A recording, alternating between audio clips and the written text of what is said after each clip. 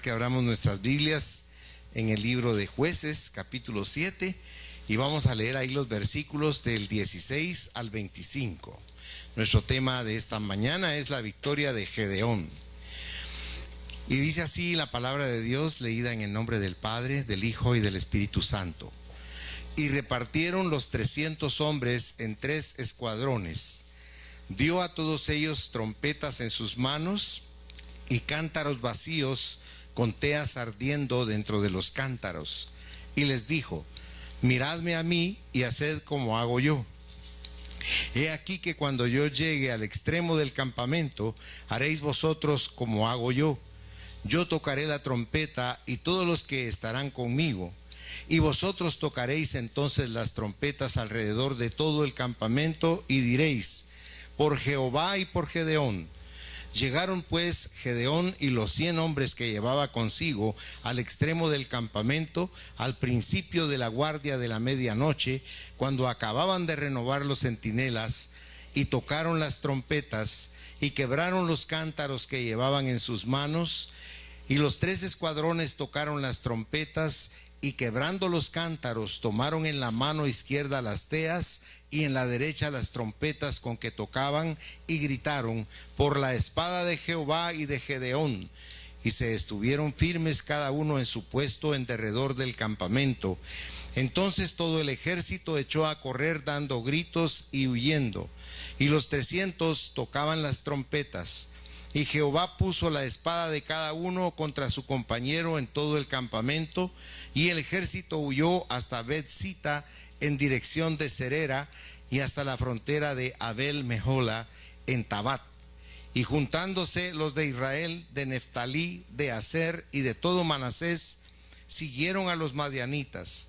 Gedeón también envió mensajeros por todo el monte de Efraín, diciendo: descended al encuentro de los madianitas y tomad los vados de Bet-bara y del Jordán antes que ellos lleguen. Y todos los hombres de Efraín tomaron los vados de Bet-bara y del Jordán, y tomaron a los 2 príncipes de los madianitas, Oreb y Zeeb, y mataron a Oreb en la peña de Oreb, y a Zeeb lo mataron en el lagar de Zeeb. Y después que siguieron a los madianitas, trajeron las cabezas de Oreb y de Zeeb a Gedeón al otro lado del Jordán. Padre, te damos gracias por estar aquí y te rogamos que tu palabra poderosa sea una gran bendición para nuestro espíritu en esta mañana. Haz resplandecer tu rostro sobre nosotros, Señor, y llénanos de tu conocimiento, de tu revelación, de tu amor, de tu voluntad y de tu misericordia. Y guía tú, Señor, la palabra, porque yo solo soy, Señor, un instrumento en tu mano. Permite que sea de bendición lo que voy a hablar para tus hijos y tus hijas, y que tenga mucho fruto, Padre. Te lo ruego en el nombre de Jesús. Amén, Señor, y amén. Pueden sentarse, mis amados hermanos. Quisiera leerles una nota introductoria como una síntesis de lo que estamos leyendo esta mañana. Y es el llamado de Dios a Gedeón. Dios llamó a Gedeón, que era un campesino timorato, y lo convierte en un siervo valiente y esforzado. El opresor eran los madianitas, y su significado es pleito, contienda o el mundo. Sus años con que oprimieron a Israel fueron 7. El libertador fue Gedeón, y el significado de su nombre es el que derrumba cortando, que Baal pelee por sí mismo, y los años que Dios proveyó a través de él de descanso fueron 40. La desobediencia de Israel resultó en pobreza, esclavitud y temor. Los que Israel había conquistado ahora tenían el señorío sobre ellos, porque cuando como cristianos nos alejamos del Señor, las viejas costumbres nos vuelven a hacer esclavos y también nos empobrecen. Así que vienen contra Israel los madianitas, los amalecitas y los del oriente, juntándose para hacer guerra contra Israel, y acampan en el valle de Jezreel. Gedeón reunió un ejército de las tribus de Manasés, Aser, Zabulón y Neftalí de 32,000 hombres, y el ejército enemigo contaba con 135,000 hombres. Y Dios redujo el ejército de Gedeón de 32,000 hombres a tan solo 300 hombres, mostrándose así el poder sobrenatural de nuestro Dios. Gedeón hace una petición a Dios: que el vellón de una oveja estuviera mojado primero y seco después. Esta prueba no era para que Gedeón obedeciera, sino la confirmación de su victoria sobre sus enemigos. Por tanto, no debemos usar mal esta figura de la sobrenaturalidad de Dios, ya que Dios soporta con amor nuestra inseguridad y falta de fe y nos libera de las dudas. ¿Desea Gedeón que el rocío de la gracia divina caiga sobre él en particular? Entonces ve el vellón húmedo con el rocío que se lo asegura.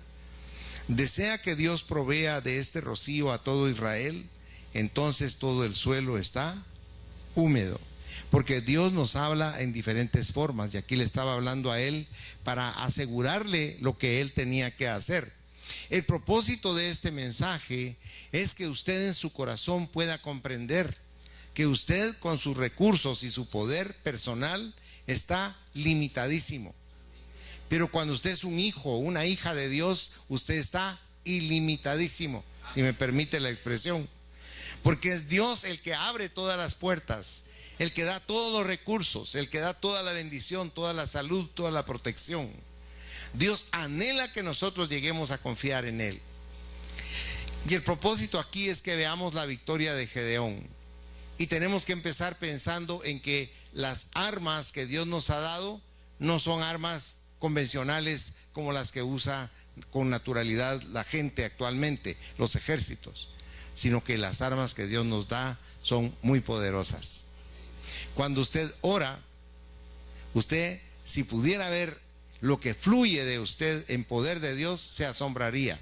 Tal vez no dejaría de orar nunca, porque tendría la capacidad de ver ese flujo sobrenatural del poder de Dios yendo al lugar al cual usted lo está ubicando, lo está enviando. Porque cuando usted ora, se mueven cosas que usted no se puede imaginar.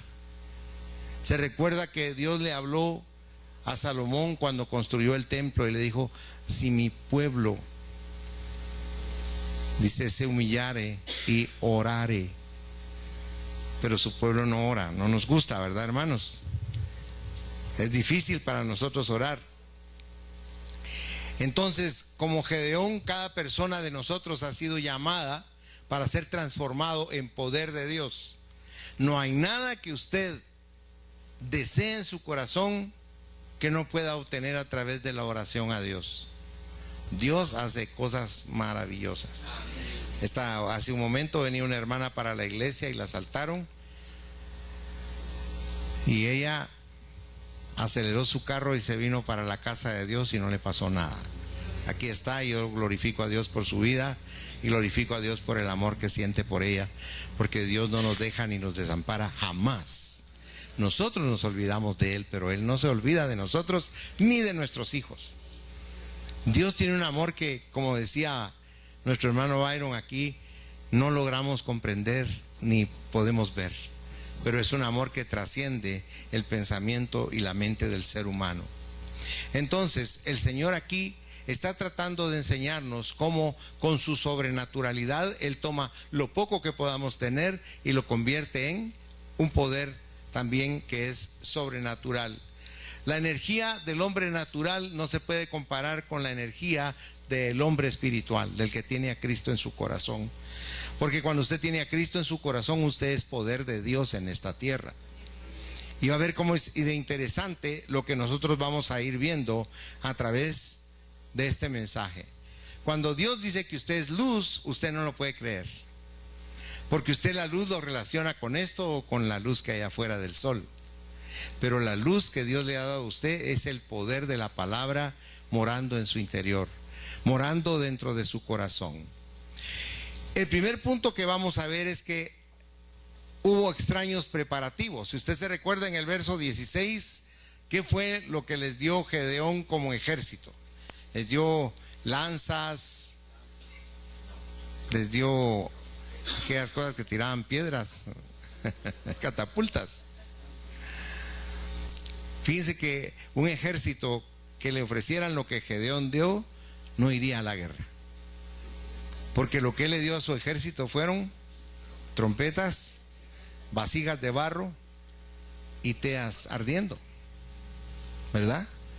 Esas ollas, como le llamamos aquí en Guatemala, no tenían nada adentro y ahí metieron las teas encendidas. ¿Usted iría a la guerra así, hermano y hermana? No, porque lo que está tratando Dios de enseñarnos a través de esta experiencia que sucedió como un testimonio es que lo que para usted es difícil, para Dios es fácil. Lo que para usted es imposible, para Dios es posible. Usted va a oír a una mujer deshecha que dice: ay, es que mi marido nunca cambia. Y es cierto, y eso es una montaña que nadie puede mover. Pero dice Cristo que si usted tuviera tanta fe como una semilla de mostaza, usted haría cambiar la actitud de esa persona. Incluso usted cambiaría. Pero necesita tener fe y tener confianza en lo que dice la palabra de Dios. Aunque nos cuesta, porque nuestro corazón es muy duro. ¿Se recuerda que hay un canto que dice, mi mente dice no, ¿verdad? Y así es nuestra mente. Uno no puede creer que eso suceda, y menos que a través de uno vaya a suceder, pero sucede. El papá de Betty está agonizando y nosotros pedimos a Dios que se pueda ir con paz y con tranquilidad, porque ya le empezaron los dolores del cáncer y le tienen que poner morfina todos los días.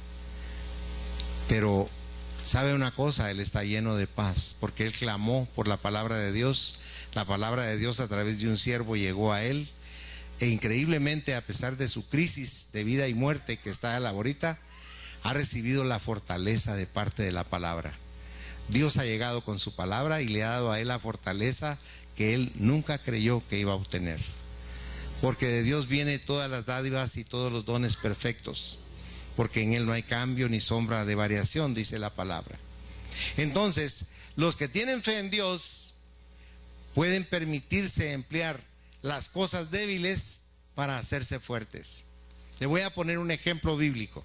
¿Se recuerda usted cuando el ejército judío estaba frente al ejército de los filisteos, y el paladín de los filisteos era un hombre que medía más de 2 metros con 50 centímetros?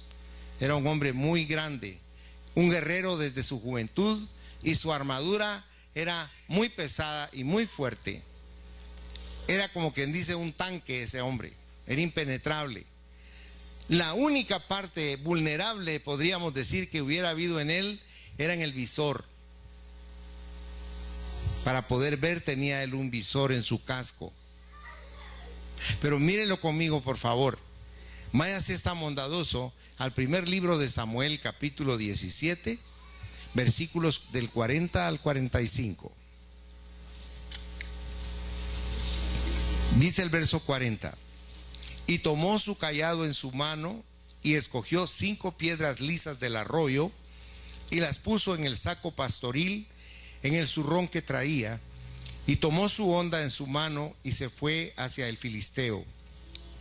Y el filisteo venía andando y acercándose a David y su escudero delante de él. Y cuando el filisteo miró y vio a David, le tuvo en poco, porque era muchacho y rubio y de hermoso parecer. Y dijo el filisteo a David: ¿soy yo perro para que vengas a mí con palos? Y maldijo a David por sus dioses. Dijo luego el filisteo a David: ven a mí y daré tu carne a las aves del cielo y a las bestias del campo. Entonces dijo David al filisteo: tú vienes a mí con espada y lanza y jabalina, mas yo vengo a ti en el nombre de Jehová de los ejércitos, el Dios de los escuadrones de Israel, a quien tú has provocado. Y usted sabe que él tomó la honda y tiró.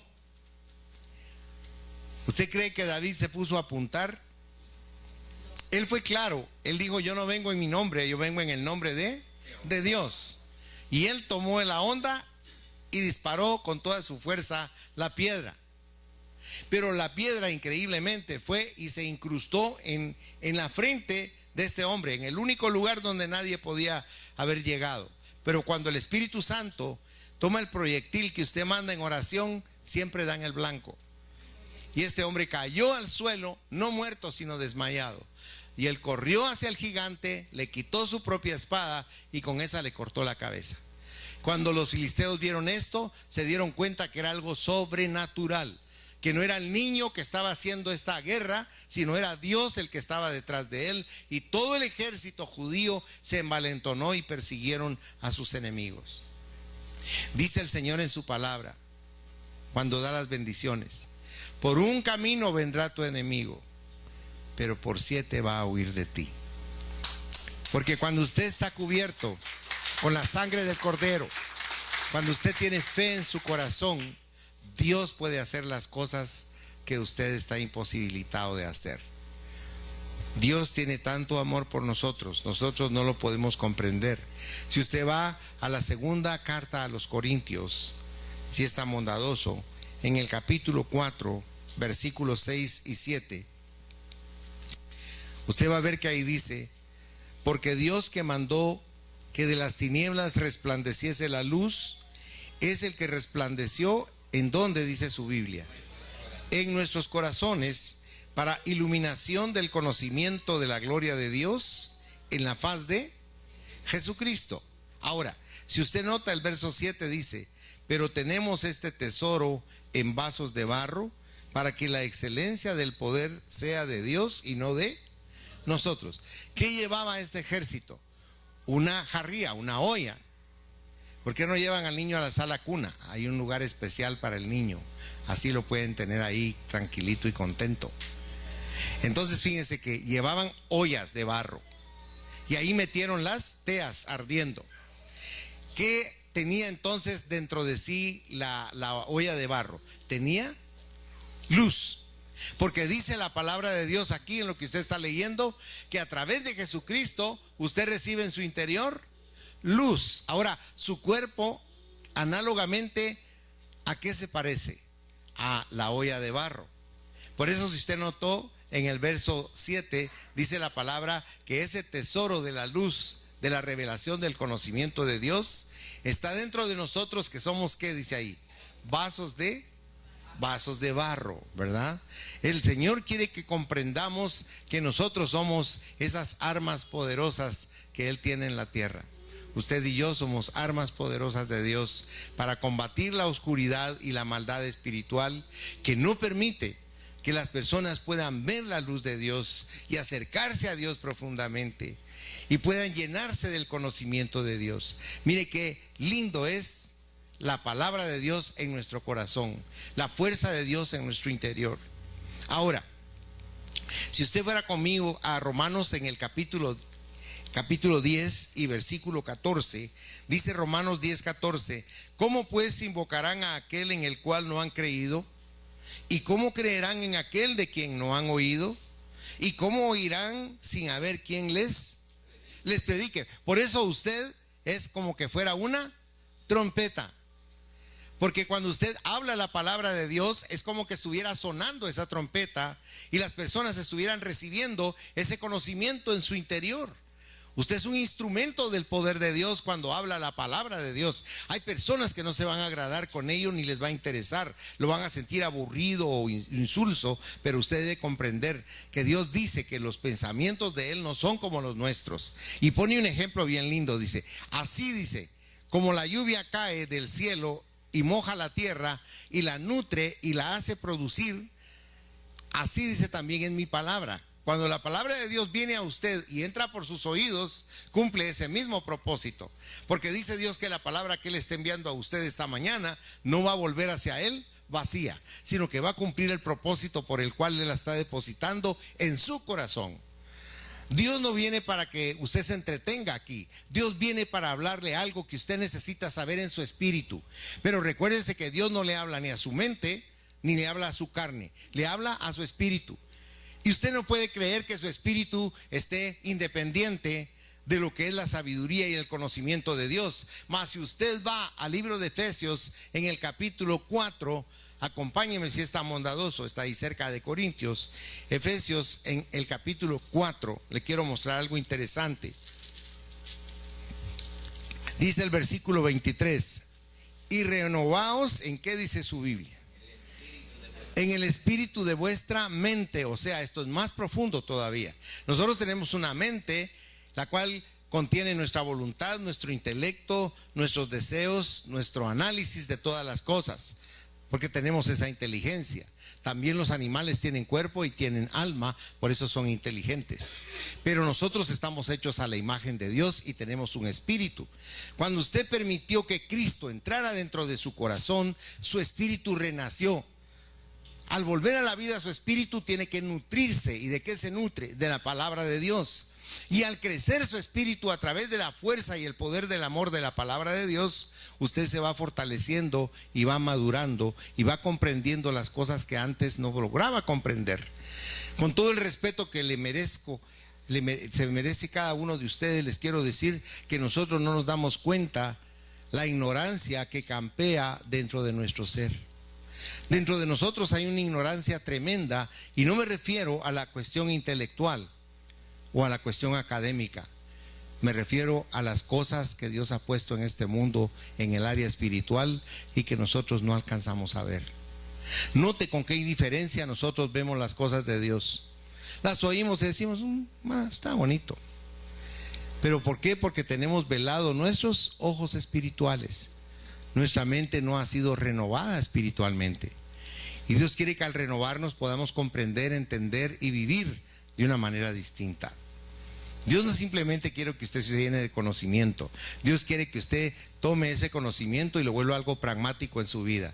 Que usted lo pueda vivir cotidianamente y usted pueda comprender que es un poder que sobrepasa el entendimiento, la razón, el intelecto de todo ser humano. Porque dice que la sabiduría de Dios trasciende lo que es la mente del hombre. Es una sabiduría maravillosa. Se lo quiere ver, lo puede ver en Santiago. Pero vaya conmigo ahora, si es tan bondadoso, a 1 Corintios capítulo 1, versículos 27 y 28. Y en la primera carta a los Corintios 1, versos 27 y 28 dice la palabra: sino que lo necio del mundo escogió Dios para avergonzar a los sabios, y lo débil del mundo escogió Dios para avergonzar a lo fuerte, y lo vil del mundo y lo menospreciado escogió Dios, y lo que no es, dice su Biblia,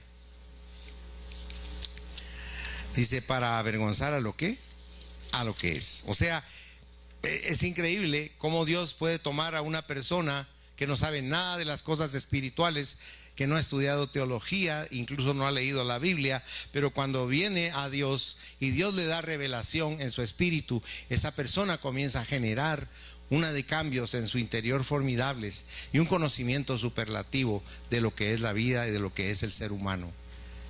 Los médicos estudian lo que es el cuerpo en sí y sus funciones, y es bien complejo lo que ellos estudian y muy pormenorizado, muy dificultoso.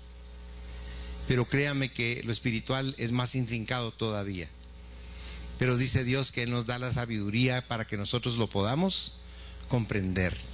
Por eso usted nota que un ejército de 135,000 hombres, yo creo que nuestro ejército en Guatemala es como de 40,000 soldados, no estoy seguro, pero imagínese para nuestro país ese ejército. Y el ejército que tenía a estos judíos bajo su bota prácticamente en ese momento eran 135,000 hombres, y ellos reciben de Dios la orden de que solo sean 300. Dios a veces nos pone más difíciles las cosas, ¿verdad? Pero ¿sabe por qué? Porque Él sabe cómo va a finalizar. Él conoce el fin y Él sabe que siempre el fin va en nuestro propio beneficio. Ahora, al margen de esta circunstancia, yo quisiera que leyera en 2 Corintios el capítulo 10, versículo 4, y ahí dice: porque nuestras armas no son, dice, carnales, ¿verdad? Sino que poderosas en Dios para la destrucción de fortalezas. Déjenme que le explique algo. Como espiritualmente desconocemos lo que es esa área paralela a la dimensión en la que nosotros nos movemos, los espíritus inmundos tienen lo que se llaman fortalezas. Nosotros consideramos una fortaleza algo que es inexpugnable, ¿verdad? Como un castillo, Podríamos pensar en el castillo de Matamoros, por ejemplo, o en el castillo de San José, que quedaron desde hace mucho tiempo en Guatemala como símbolos nada más de protección para la capital. Pero una fortaleza espiritual es algo que va más allá de lo que es nuestra mente. Una fortaleza espiritual, por ejemplo, es si usted tiene un vicio y usted está luchando con todas sus fuerzas por sustraerlo de su vida y apartarse de él. Esa fortaleza está sobre usted porque usted le permitió ese derecho y por lo tanto no lo deja y no se va de usted.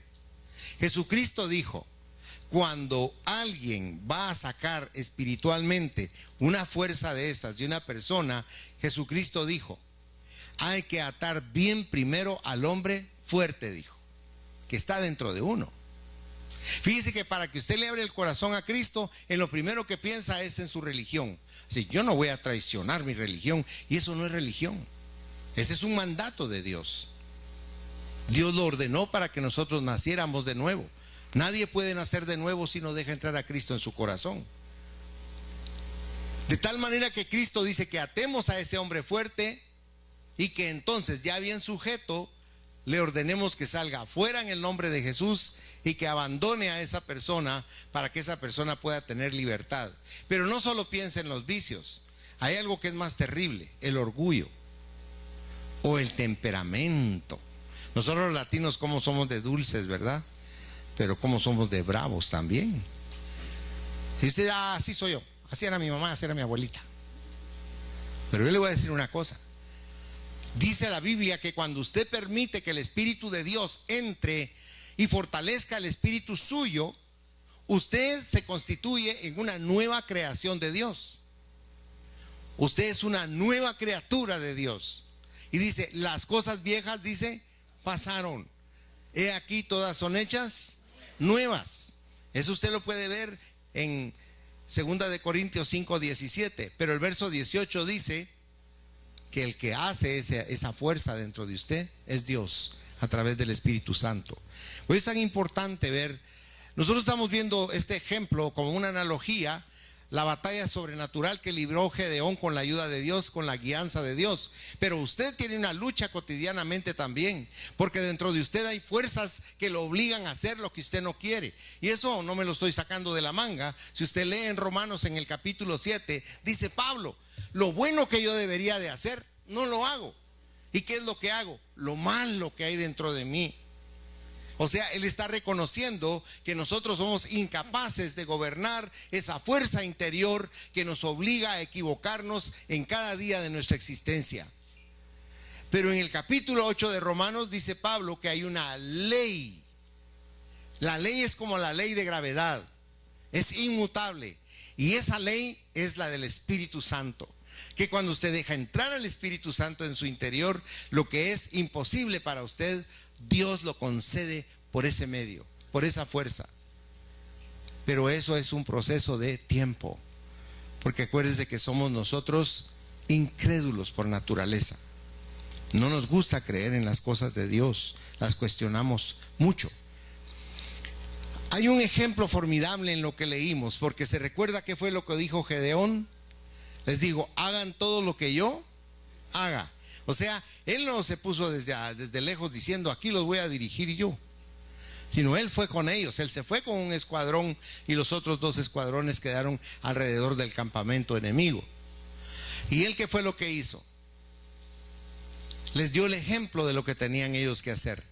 Rompió en un instante y hizo 1000 pedazos esa olla que estaba cubriendo la luz, y alzó la luz con su mano izquierda, y con la derecha tomó la trompeta y sonó su trompeta.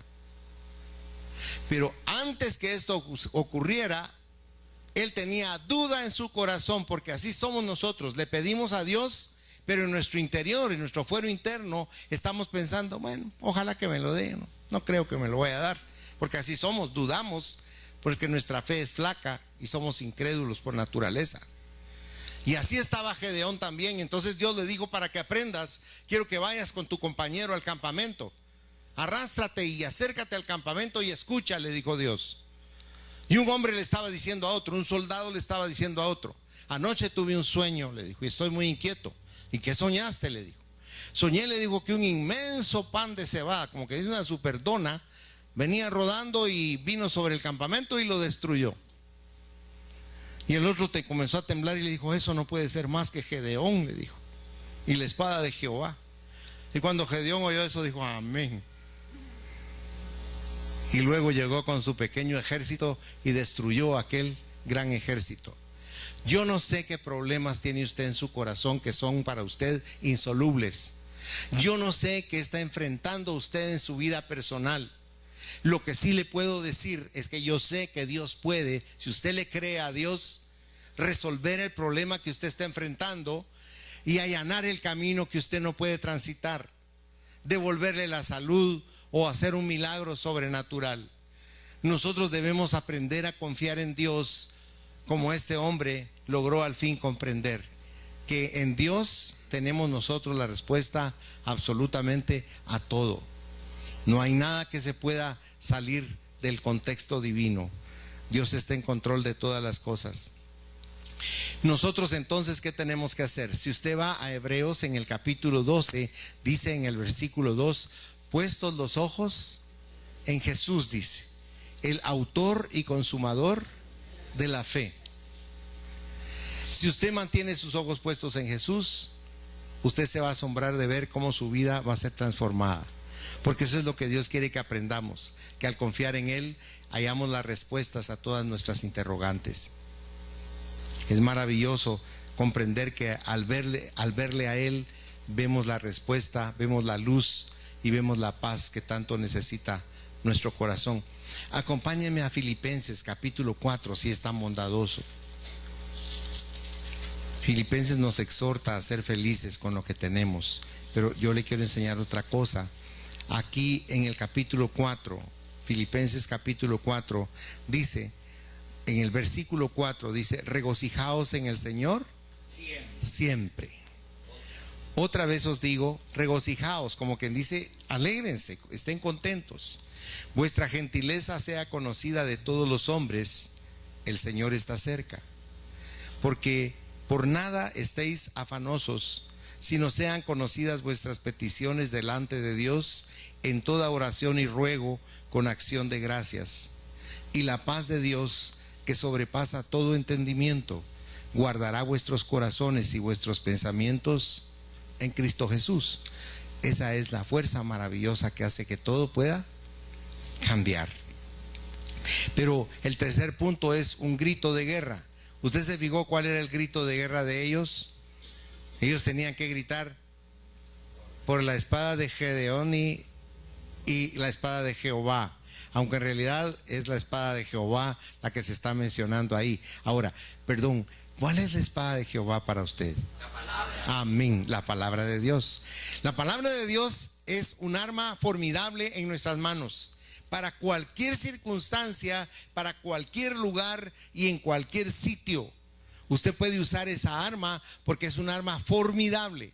Si usted va a Hebreos en el capítulo 4, si es tan bondadoso, y versículo 12, Hebreos 4, versículo 12, usted va a leer que ahí dice la palabra,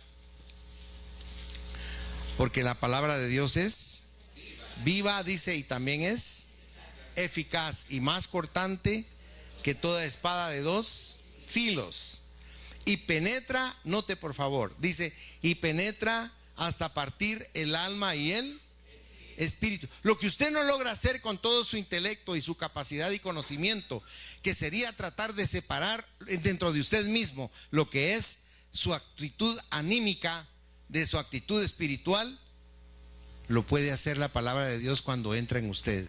Porque aquí dice, y penetra hasta partir el alma y el espíritu, las coyunturas y los tuétanos, y discierne los pensamientos y las intenciones del corazón. Lo que sucede es que usted ha visto la Biblia a través de una religión, la que sea, la evangélica, la que usted quiera. Pero yo le quiero decir algo esta mañana. La palabra de Dios no es para una religión, es para usted y para mí. Es el mensaje de Dios para que usted y yo comprendamos que estamos viviendo presos en nuestra mente. Toda la sociedad vive presa en un sistema de vida, en un sistema de pensamiento y de educación. Pero Dios quiere que rompamos esa cárcel y seamos verdaderamente libres. Cuando el Señor dijo en Juan 8:32, y conoceréis la verdad, que es su palabra, la verdad os hará libres. Y los judíos le dijeron, nosotros somos libres, pero no eran libres, porque estamos nosotros presos de un sistema de pensamiento del cual no podemos salir, excepto por medio del conocimiento de la palabra de Dios, porque esa arma rompe esas paredes que nos encierran a nosotros. Esas paredes nos limitan totalmente. Pero cuando usted rompe esas paredes y conoce el mundo espiritual, usted no quiere regresar a su vida anterior, porque usted logra comprender que hay algo más que lo que usted conoce, que hay algo más que este mundo. Hay algo maravilloso que Dios nos ha preparado a sus hijos y a sus hijas, y Él quiere que lo conozcamos a través de la palabra. Y usted dirá de primera mano, no, porque antes que existiera este universo en el que usted está, usted ya existía. Usted ya conoce lo que yo le estoy predicando. Yo ya conozco lo que estoy predicando, pero mi mente espiritual está limitada. Al nacer Dios la limitó y la borró, para que no me recuerde de esas cosas maravillosas, para ver si en mi corazón yo deseo realmente obedecer a Dios, buscar a Dios, servir a Dios. Esas son cosas que nosotros debemos tener en nuestro interior bien claras, porque Dios está esperando nuestra reacción. Podemos volvernos nosotros hipócritas y tratar de aparentar un cristianismo o lo que usted quiera y tener una actitud que aparente que es espiritual, pero hasta en eso habla la Biblia. Vaya conmigo, si es tan bondadoso, a la segunda carta a Timoteo. Está un poco antes de Hebreos. Quisiera que viera conmigo del versículo 1 al versículo 5. Póngale atención porque está hablando de esta época, si es tan bondadoso. Dice, también debes saber esto, que en los postreros días vendrán tiempos peligrosos, porque habrá hombres, véalo genéricamente, hombre y mujer, ¿verdad? Porque habrá hombres amadores de sí mismos, avaros, vanagloriosos, soberbios, blasfemos, desobedientes a los padres, ingratos, impíos, sin afecto natural, implacables, calumniadores, intemperantes, crueles, aborrecedores de lo bueno, traidores, impetuosos, infatuados, amadores de los deleites más que de Dios. Note que tendrán apariencia de piedad, de que es alguien espiritual, pero dice, pero negarán, dice, la eficacia de ella. A estos, ¿qué dice su Biblia? Evita. Note pues que nosotros, cuando rompemos esos estereotipos de apariencia espiritual y logramos ser genuinos ante Dios, entonces comenzamos a romper esas cárceles que nos rodean y comenzamos a vivir el cielo desde la tierra. Y Dios comienza a darnos revelación como la que le dio a Pablo, para que tengamos una actitud formidable y positiva.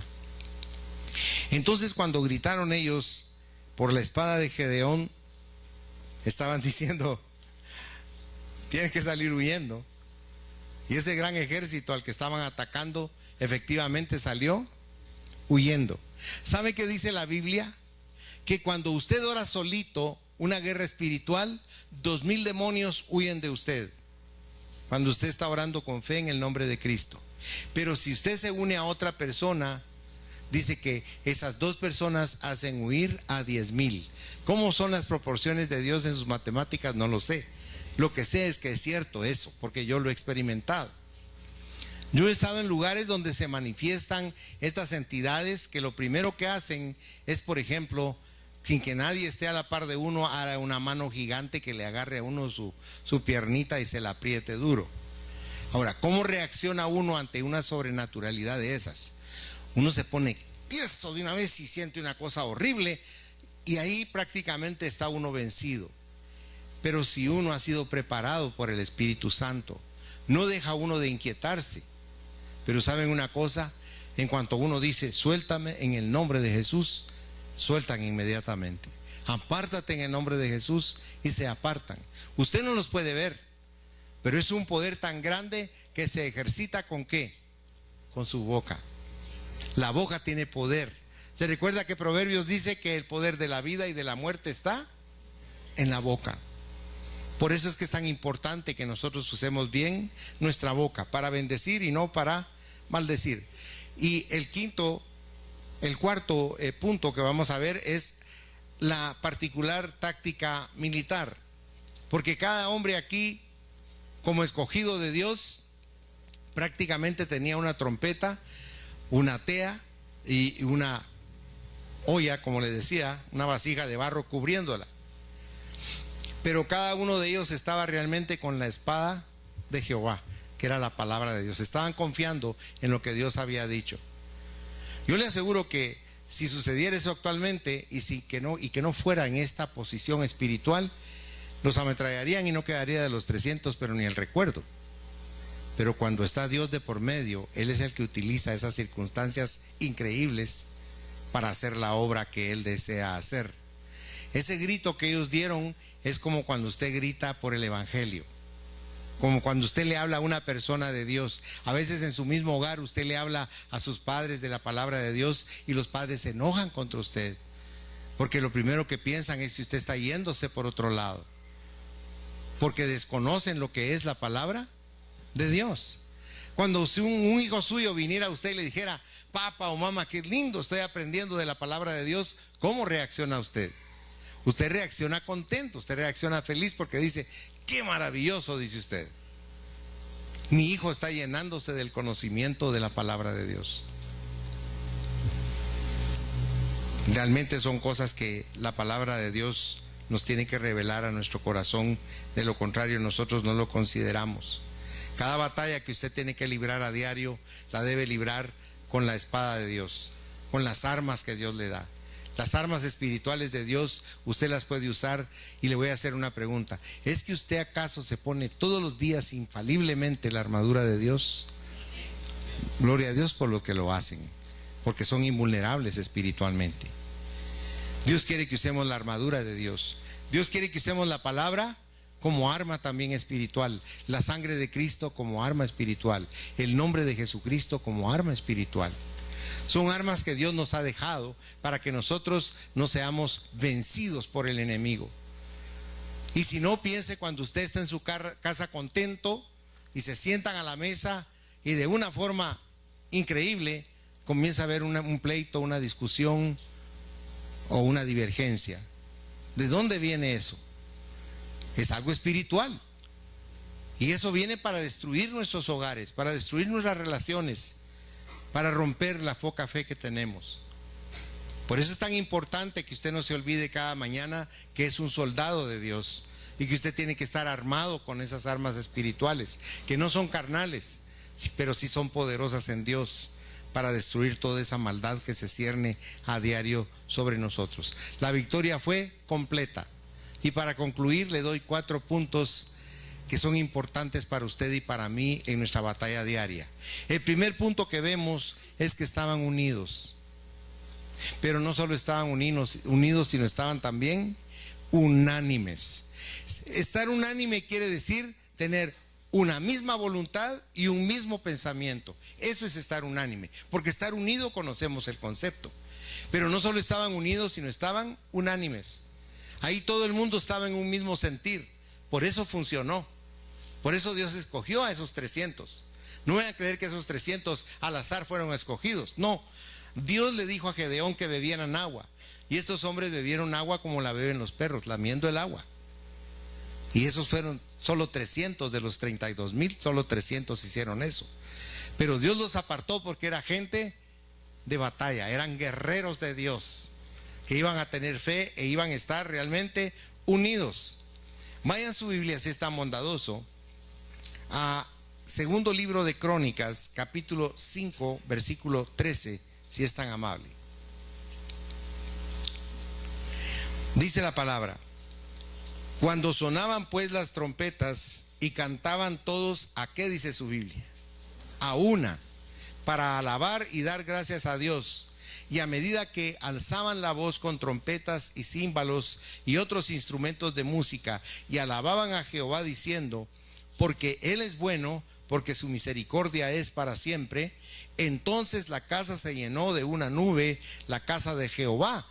Aquí se iba a inaugurar el templo que Dios había permitido que construyera Salomón, un templo maravilloso. Pero cuando los sacerdotes estaban juntos y estaban unánimes, comenzaron a adorar a Dios de la misma manera, y lo que sucedió fue que la presencia de Dios se manifestó como una nube que llenó el templo. Imagínense que aquí entrara una nube que nos obligara a tenernos que bajar. Lea el siguiente versículo si es tan bondadoso. El verso 14 dice: y no podían los sacerdotes estar ahí para ministrar por causa de la nube, porque la gloria de Jehová había llenado la casa de Dios. Cuando usted ora con su esposo o con su esposa o con sus hijos unánimes y le piden algo con fervor a Dios de todo su corazón, aunque usted no lo crea, desciende esa presencia y llena todo su ser, porque usted y yo somos templos de Dios. Dice que Dios no habita en templos hechos por la mano del hombre, sino habita en templos que somos nosotros. Nosotros somos templo del Dios viviente. Él anhela morar en nuestro interior. O sea que no es solamente la unión. Vaya conmigo, si es tan amable, al Evangelio de San Juan, en el capítulo 17, y vea conmigo el verso 21.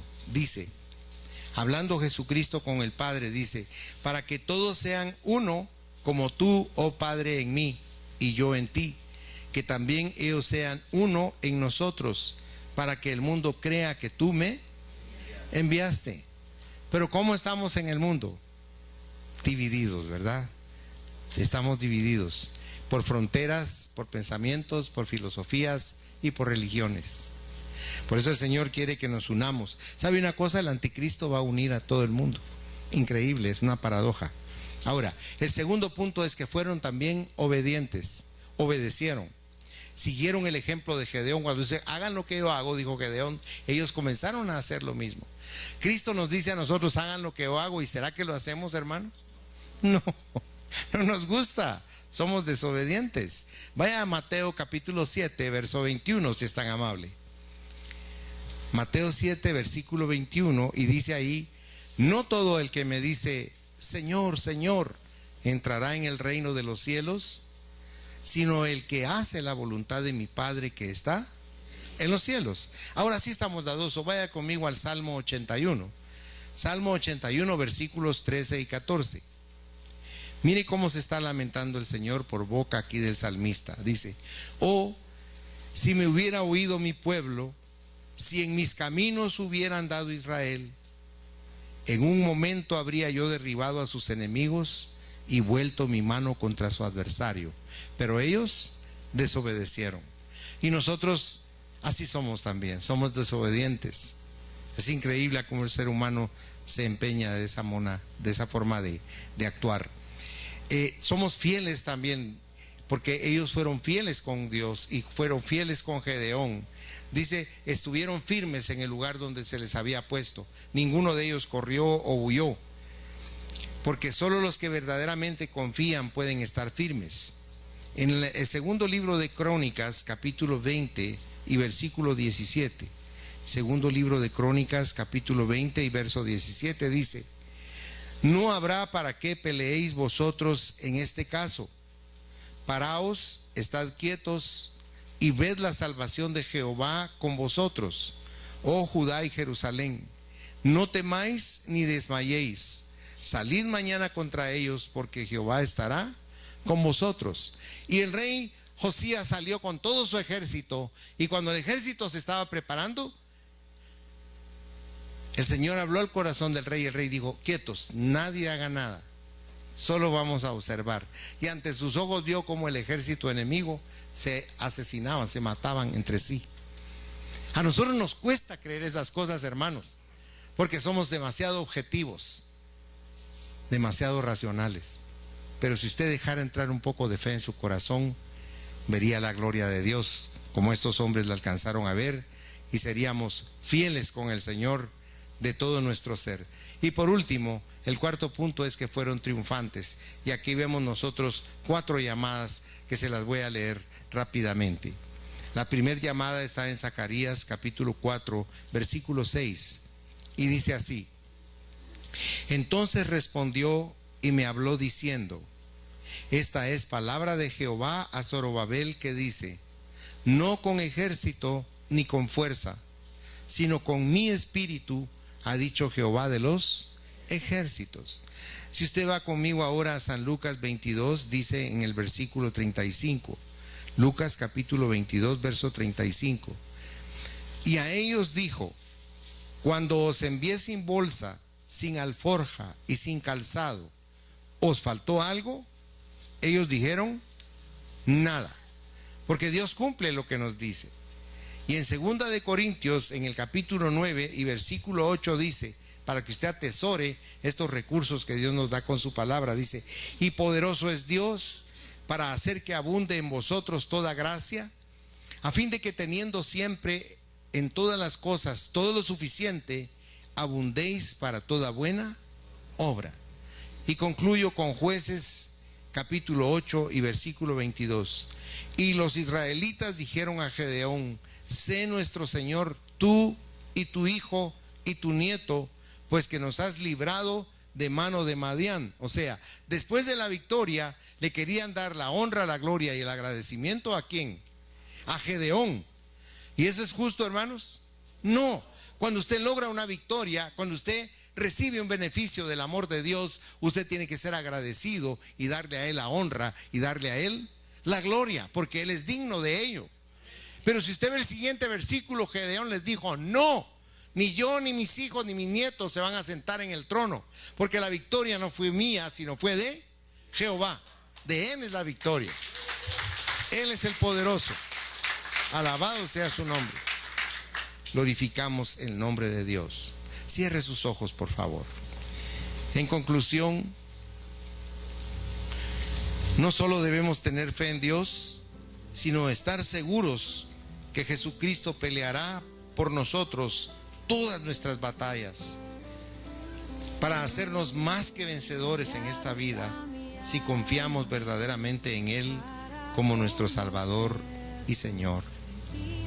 Y si tú nunca le has abierto tu corazón a Jesús, yo quiero invitarte para que esta mañana desde tu lugar le digas: Señor Jesús, yo te abro mi corazón.